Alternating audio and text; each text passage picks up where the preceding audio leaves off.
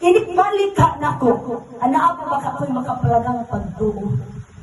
Kung importante kayo ng pagtuo na ito kaya kanya mag-isod. Kaya tungod ini, gisgutan na kanina mag-isunan nga ang gugma sa Diyos. Tungod sa gugma sa Ginoo, ang gahong sa kamatayon, wala na ni gahong sa kinabuhi sa kanang bituo kang Ginoong Hesus. Buto ba kanya na, no? Tungod sa gugma sa tumbuhi nga Diyos sa amahan, halik ka na ito, nangita siya pamaagi, aron ang gahong sa kamatayon, wala na ni gahong sa itong kinabuhi. Kung gihumana ni Kristo ang tanan 2,000 plus years ago dito sa krus. Kung kitang mga nahabilin, magpamatuod ka nga human sa kamatayon ana ay kinabuhi. Una na rin kamuta hangtod karon sa pag-work, sa paghulat, ikaw sa paghulat sa Dios, ipaningkamutan gyud nato ang kaluwasan nato higugtan magpabilin nga rin ka nato kay pwede man ni nato mabuhian. Ang salvation di man magpabilin man ang naa. Pero ang tao na nakabato ni ini pwede mabuhi ni anak. No, pwede mabuhi. Pero di nato na pilion na mabuhi. Kasi excited na makikita sa pagbuhi na Diyos. Naguna lang ni si Anli, kanunay na ito ng dinadasin makaisunan sa panahon nga na mga sitwasyon nga ni atong makaisunan kung maguna-una lang yun sila. Salamat sa Ginoo nga gitagaan ang kahigayunan sa Ginoo karon kinabuhi. Kadiin makaservisyo ka sa buhi nga Dios. Realization kanunay sa kinabuhi sa tao at this point pa.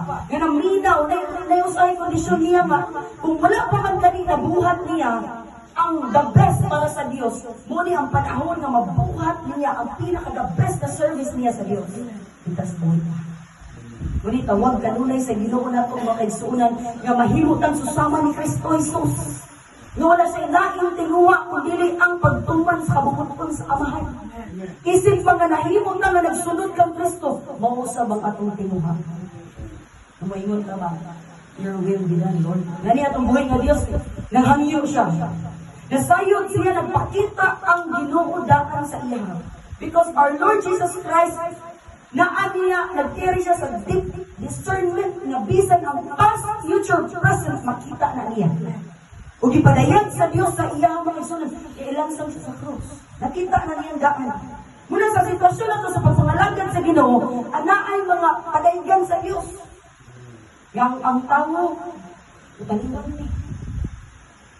Muna sa Ginoo Isus, mga isunan sa niyang nakabalus siya, nasayod siya, na mahimo siyang buminghalad. Mahimong ilan sa niyang kaugalingon nga sa krus. Umabot ang panahon nga, magsakit din siya, ngalian ang matak na mga higala mga igsoon, na sinati niya ang kasakit. Unsay bation niya. More than ba ganit sa nasinati niya ang tipo, iha ganit yung lalim mo to eh. Tigib lalim, maglantaw ka, naglisod si ginhawa. Pero ang nakalindot lang sa panahon na naglisod si ginhawa, mga higala mga igsoon, ang kanunay na ibungat, hallelujah. Hallelujah. Okay na. Hallelujah. Dali raman may nag-uban ni Ante kay Igor Rami ning sunod ni Pastor Jen Garibang kay suunan sa Leyte. Pero na-amaze ko sa kinabuhi niya. Kay kanunay, hallelujah. Ang word nga, hallelujah. Praise the Lord. Praise the Lord. Kanunay, hallelujah. Hallelujah ba? Muna nga, kita usap mga kaigsunan sa panahon galing na si Ginoong Jesus nang kita siyang pagalingon, kabalo siya nga mong antos yun siya. Nangyak sa amahan. Amahan kung katugod mo, Lord. Pagbuot mo, ayaw lang unta. Ayaw lang unta. Hitabuka nga, matuman to. Pero, yan na rin hapon siya nga, you will be done. Father, you will be done. So, muna mga kaigsunan, sa pag-usahay, gusto na to. Yan na pa yung extension sa kinabuhi. Or gusto man, naramay usay tamahangyo sa Ginoo.